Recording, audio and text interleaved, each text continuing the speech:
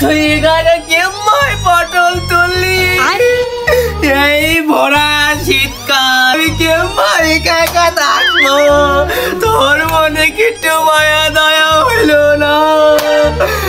আমার কম্বল কি গরম করবে এখন?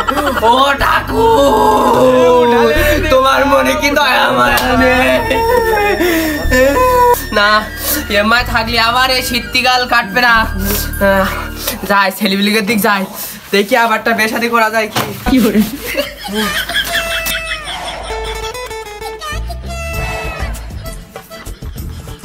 দাদু কোন দেখছাও?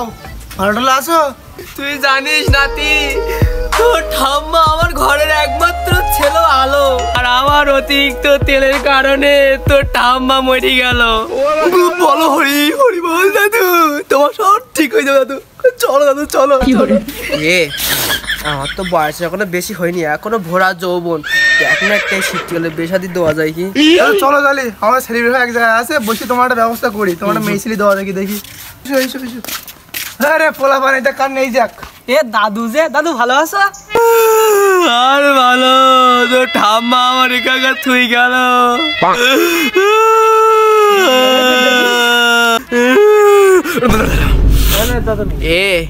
এই কার্তিক অগরম মাস পড়লো, তা তোরা শীতকালে জাম্পার টাম্পার বেরি করবি না?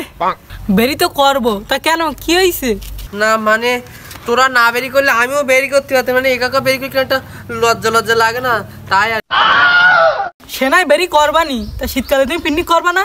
পিকনিক আর না, কান ধরছি, মাংস খিচুড়ি তোরা খাস, আমি না। হ্যাঁ 50 টাকা মাংস খাতেই খিচুড়ি খাবে না, তা কি খাবে?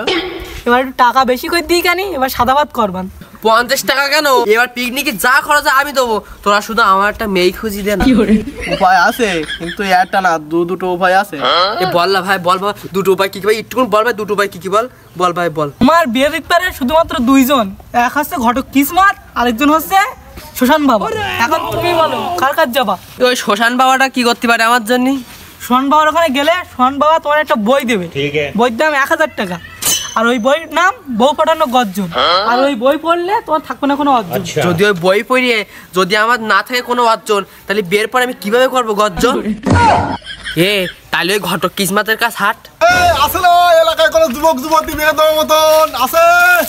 আমি ঘটক কিসমত, কেউ যাবে না খালি হাত, টাকা নেবো কড়া, মাল দেবো চড়া।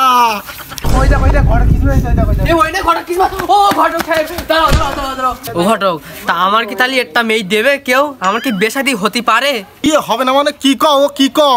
তোমার মতন এরকম যুবক বুড়ো যদি বেনা দিতাম, তা আমি কি ঘটক কি ঘটক? কত মোরা ছেলে কত মোরা মেয়ে, তুমি দেখো যুবক যুবক দোবান। ঘটক সাহেব, তাহলে বলে আমি ভেবে নিস বলে যে আমার বিয়ে শাদী হয়ে গেছে বলো। হ্যাঁ হ্যাঁ তুমি ভেবে নাও, তাই কাল সকালের দিক দেখা করে একটা যাওয়ান তোমার জন্য একটা মেয়ে দেখতি।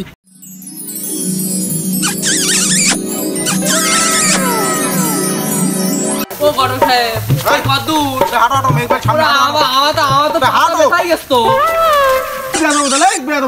দৌড়াদৌড়ি করতেছ কেন? দৌড়াদৌড়ি করতেছ কেন?